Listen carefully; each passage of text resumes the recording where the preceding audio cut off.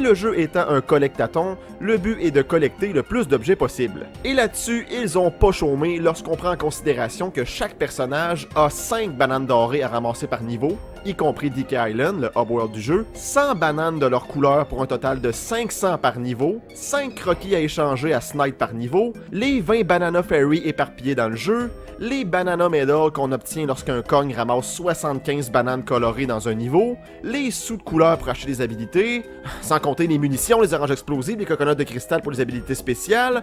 On comprend vite pourquoi autant de gens se rappellent de DK64 comme un jeu ultra épuisant.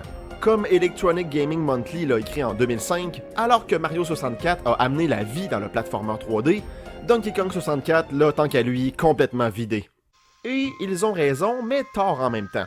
Alors qu'il est vrai que DK64 a vraiment beaucoup de choses à collecter, 2821 au total, et là on compte pas les munitions, coconuts de cristal et scènes de couleur, y a personne chez Rareware qui va défoncer votre porte cette nuit si vous ramassez pas toutes là.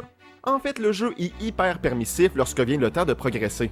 Le nombre de bananes dorées requis pour ouvrir un nouveau niveau est souvent ridicule, et le jeu ne demande que 15 Banana Medals sur une possibilité de 35 pour faire avancer le jeu à la fin. Également, le nombre de bananes que l'on doit donner pour aller battre les boss de chaque monde est tout aussi permissif, partant de 60 dans le premier monde jusqu'à 400 dans le dernier.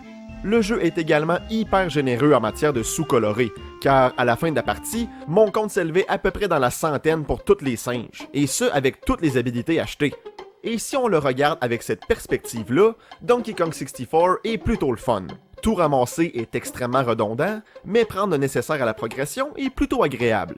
T'sais, on se le cachera pas, là, ramasser des objets qui font un drôle de petit sound effect puis qui montent mon compteur dans le coin de l'écran, c'est le fun. Et Donkey Kong 64 vous en donne vraiment pour votre argent à ce niveau-là. C'est un bon tueur de temps.